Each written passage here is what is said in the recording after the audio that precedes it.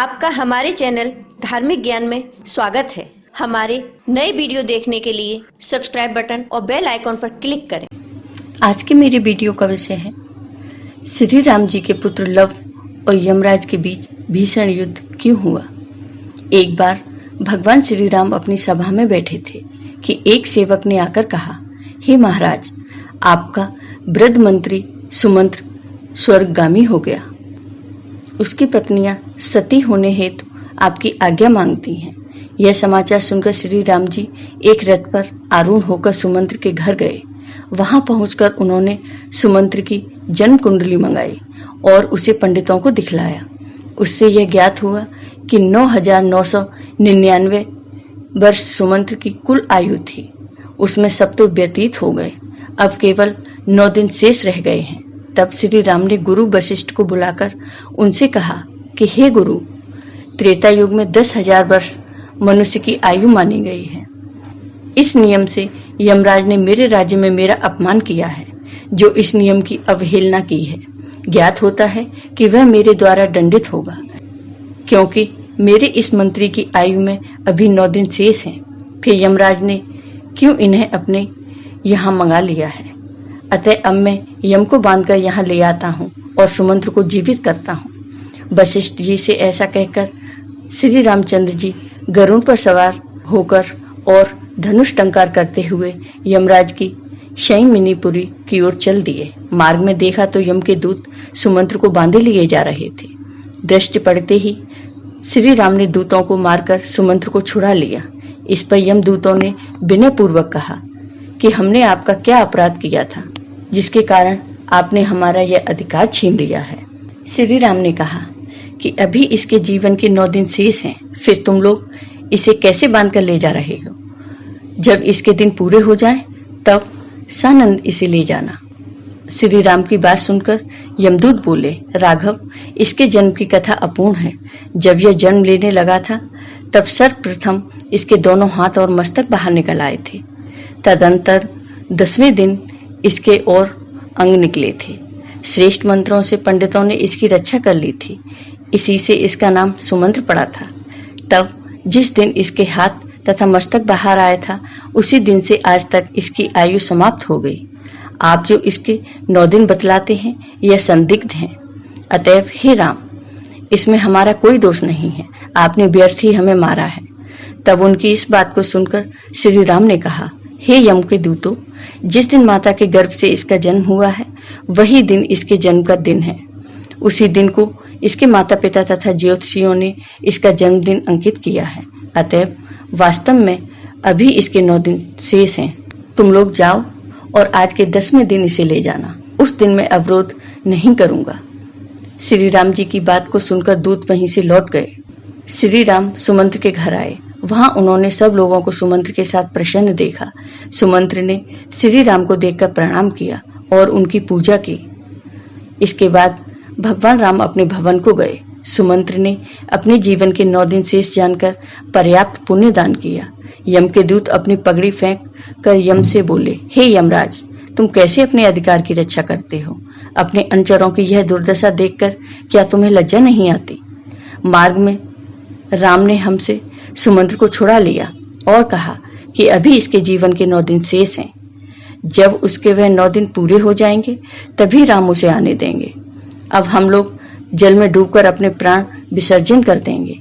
तब दूतों की यह बात सुनकर यमराज क्रोध के मारे लाल हो गए और दूतों से कहा कि तुम सब कुछ भी खेद प्रकट न करो। मैं आज ही राम को बांधकर उनके इस कृत्य का दंड दूंगा। तुम जाकर सेना तैयार करो, तब तक मैं इंद्र के पास जाता हूँ। ऐसा कहकर यमराज तत्क्षण इंद्र के पास चले गए। उन्हें सारा वृतांत सुनाया और सहायता करने की प्रार्थना की। यम की बातें सुनकर इंद्र ने कहा कि हे यमराज, क्या तुम उन्मत्त तो नहीं हो गए। तभी तो भगवान विष्णु के साथ युद्ध करना चाहते हो। अब यही उचित है कि तुम अपनी शयनमिनीपुरी लौट जाओ। श्री राम का तुम क्या कर सकते हो। उनसे भयभीत होकर ही तो मैंने अपने यहाँ से पारिजात और कल्प वृक्ष, इन दोनों देव वृक्षों को उठा दिया था। इंद्र का ऐसा वचन सुनकर यमराज अग्निलोक को चले गए और जब सहायता मांगी तब अग्नि ने भी वैसा ही उत्तर दिया। तब उन्होंने वरुण, वायु, कुबेर, ईशान, रवि, चंद्र, बुध, गुरु, शनि, राहु, केतु तथा मंगल सभी से सहायता मांगी, परंतु यम को सबने इंद्र के समान कोरा उत्तर दिया। फिर यम लौटकर ब्रह्मा के पास गए, पातालवासी और सप्तद्वीप के राजाओं से भी सहायता मांगी, किंतु श्री राम के प्रतिरोध में उनकी किसी ने सहायता नहीं की। तब क्रुद्ध यमराज अपनी ही सेना लेकर श्री राम के साथ युद्ध करने अयोध्या को चले। यमराज एक विशाल भैंसे पर सवार थे। वहां पहुंचकर उन्होंने चारों ओर से अयोध्या को घेर लिया, जिसमें 9 द्वार थे और उनके चारों ओर 9 खाइयां खुदी थीं। उसके उत्तर की ओर सरयू नदी बह रही थी। नाना प्रकार के महलों से युक्त वह पुरी पताकाओं से अलंकृत थी। यमराज के द्वारा अयोध्या को घिरा देख राम ने लव से कहा कि तुम यमराज से युद्ध करने के लिए जाओ। धुंधुबी की आवाज के मध्य लव रथ पर आरूढ़ होकर अयोध्या के बाहर आए और यमराज के साथ भयंकर युद्ध करना आरंभ कर दिया। लव के बाणों से घायल यमराज के अनुयायी धराशायी हो गए। सबको मरा देख क्रोधित यमराज लव के साथ भयंकर युद्ध करने लगे। उन्होंने लव के रथ, सारथी, धनुष, कवच और मुकुट को शीघ्र ही काट डाला। इससे लव को क्रोध आ गया। वह तत्काल ही एक दूसरे रथ पर जा बैठे और यमराज के साथ अति भयंकर युद्ध करना आरंभ कर दिया। लव ने अपने बाणों से यमराज के भैंसे को मूर्छित करके पृथ्वी पर गिरा दिया। फिर शीघ्र ही 100 बाणों से यमराज पर प्रहार किया। तब यमराज ने अति क्रुद्ध होकर लव पर यमदंड का प्रहार किया। यमदंड को देखकर लव ने ब्रह्मास्त्र चला दिया। वह देख यमदंड लौट पड़ा। यम व्याकुल होकर भाग चले। काल के समान ब्रह्मास्त्र उनके पीछे चला। इससे सूर्य को यह ज्ञात हुआ कि अब यमराज बच नहीं सकते और इस प्रकार अब मेरा पुत्र यम मारा जाएगा। तब सूर्य स्वयं रथ पर बैठकर लव के समीप आए और उनसे विनती करने लगे। अस्त्र को लौटाकर यम को बचाने की लव से प्रार्थना करने लगे। सूर्य ने कहा, वत्स लव, तुमने इस अस्त्र को चलाया है, तुम ही इसका निवारण कर सकते हो। तुम भी हमारे ही वंश में उत्पन्न हुए हो और यम भी मेरा ही पुत्र है। तुम अपने पूर्वजों को क्यों मार डालना चाहते हो? यदि एक पुत्र मूर्ख हो जाए तो क्या उसके साथ सब मूर्ख हो जाएं?